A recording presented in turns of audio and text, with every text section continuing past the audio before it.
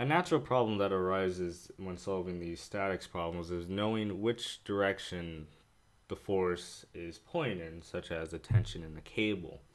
And the way to find it, usually in the problem, they give you the magnitude of a force, but they don't give you the direction. And you usually have to find the direction of the force by using unit vectors. And that is one of the most important things that unit vectors are used for, is finding the orientation of a force or any vector in three-dimensional space. It breaks down intuition into a mathematical rigid definition. So the definition of a unit vector, we're going to use the unit vector n. Oh, well, actually not n, because that has different implications. So we'll just say u is basically the difference between two vectors, b minus a, divided by the magnitude of b minus a. And the thing that's powerful about this definition of a unit vector is that the magnitude of this vector is equal to 1. Now, that does not imply that the components of this unit vector are equal to 1, because if that were true, then the magnitude of this unit vector would equal the square root of 2. Now, if you don't understand that, we'll go through how to define magnitudes and directions and components of vectors in the next video. But the whole idea is that this unit vector points in some direction with a magnitude of 1.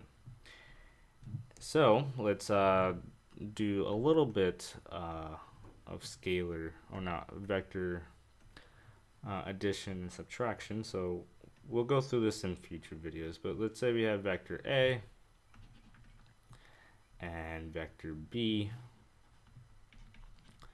So basically we want to define, let's take an example. So we know a force lies on this line, and the force lies on the line where these two vectors touch. So touches here and here, and we'll say this is our origin. So let me draw our origin. So maybe it goes like this. So this is our y-axis, and then this is our x-axis. So we want to find a unit vector that points in this direction.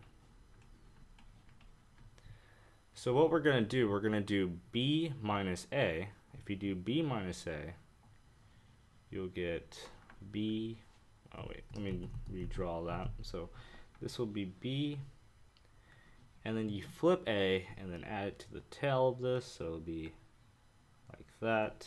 So that's a, and then you'll get some vector that points in this direction.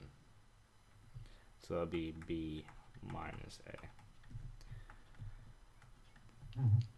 And basically, once we find this vector, so b minus a is really a vector that looks like this.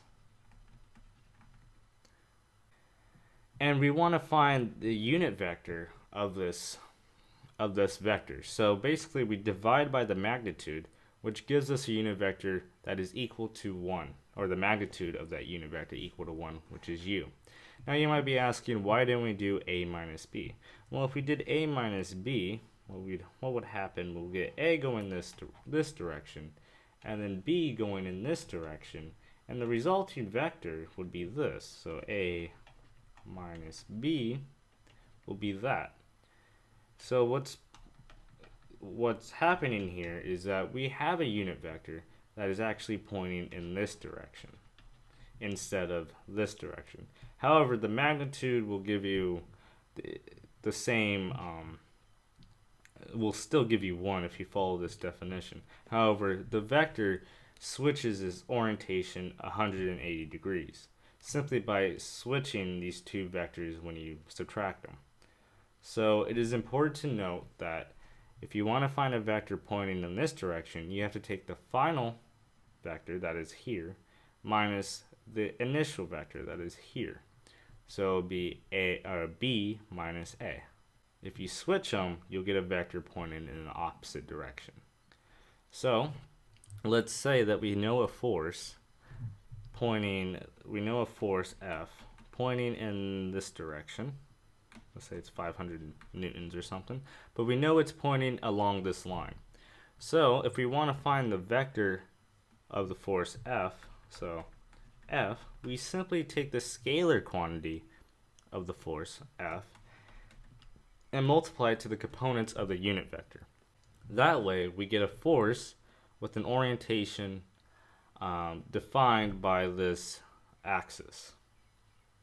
So that way we can solve for forces that lie arbitrarily not only in two-dimensional space but also three-dimensional space. So this is a very useful vector in terms of finding direction and orientation in 3D space, and we'll be using this quite often to find these vectors and solve engineering problems.